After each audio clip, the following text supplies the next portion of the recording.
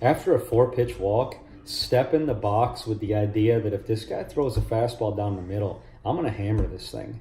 Don't step in there and fall behind 0-1 because we take a fastball down the middle just because he walked the last guy in 4 pitches. I mean, that at bat has nothing to do with your at bat. Okay, step in there with the same mindset you typically would, which is if I get a good pitch, I'm going to attack it. Okay, and if the guy continues to be wild, well, heck, we'll end up with another walk or whatever it is, or he'll fall behind and he falls behind 2-0. Well, that's 6 pitches in a row. That's 6 balls in a row. Well, again, that's even more. There's going to be even more intent for him just to throw one right down the chute. Have it ready, okay? Have it ready. Those are the hitters' counts when a pitcher's done that. When we're base running, okay, and you notice a lot of the stuff that we talk about is base running, okay, because that's one of the most overlooked aspects of the game.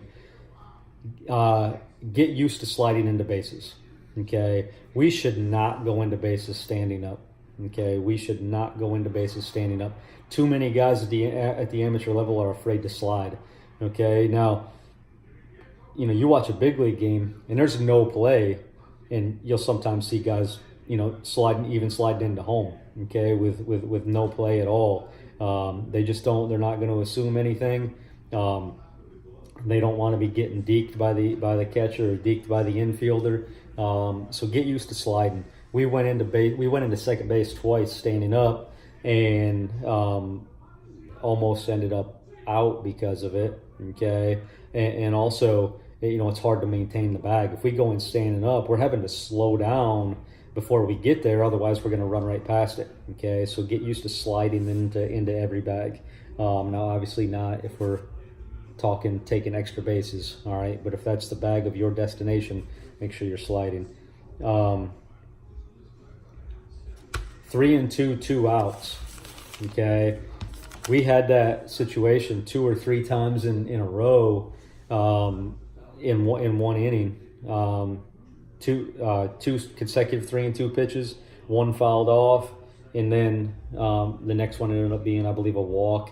So then that was run around first, so then we end up first and second.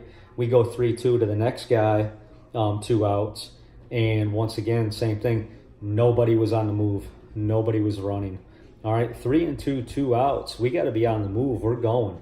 Okay, make sure the pitcher's going to the plate. We can't get picked off in that situation. Or if we're second, we can't let the pitcher give us an inside move and pick us off. But 3 and 2, 2 outs, we got to be going. Okay, we should easily score on a single in that situation. We should easily go first to third on a single in that situation. We should easily score from first on a double in that situation. But if we're not on the move, we're not going to have that advantage, okay? We can't, like I said, we made that mistake 3 times in a row. We can't make that mistake. That's one of those no-brainers, okay? That's something that we should never mess up. It should never happen. Tandem relays, okay? And this is important, and it's probably the last thing that I get to today. This is already, pushing 30 minutes here. But tandem relays. Anytime, there's really 2 situations, okay? We talk about when there's nobody on first base, okay? Forget the other bases. Nobody on first base and somebody on first base, okay?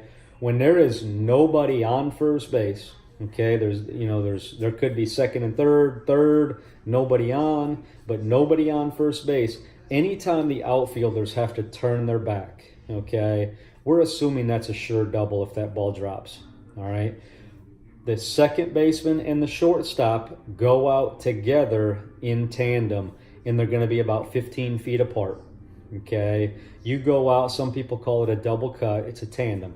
All right. They go out together so that if the outfielder were to overthrow the front cutoff man or give him an in-between hop, he can let that ball go to the trail guy.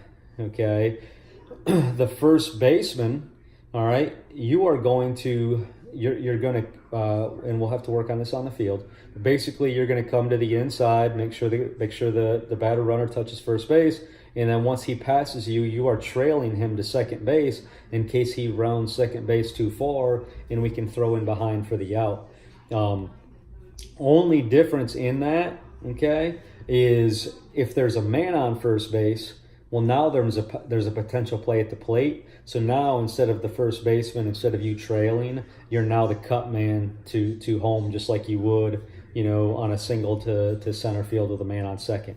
All right. If the play starts with a man on first, you go be the cut, which we'll have to work on that. Now in the event that a ball's to the right side, okay, the second baseman's going to be on the front of the tandem, the shortstop's going to be on the back side of the tandem. If a ball is to the left side or to center field, shortstop's going to be out front. Second baseman is going to trail him.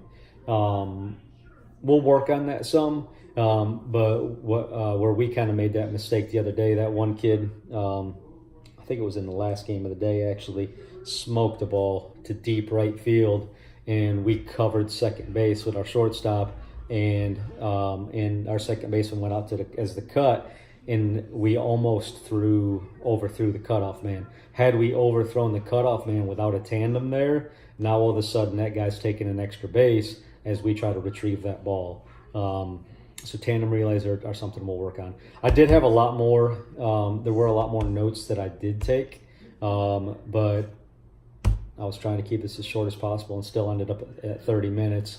Didn't want to keep you guys super long after the games yesterday, so I figured I'd come home and do this on video.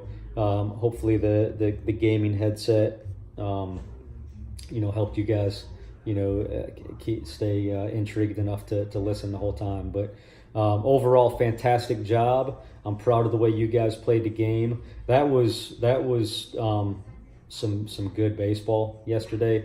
The defense was great. We did a pretty good job on the mound for the most part. We got hits when we needed to. Our two strike hitting was phenomenal in the championship game, and that's really the difference in terms of what we were able to do offensively.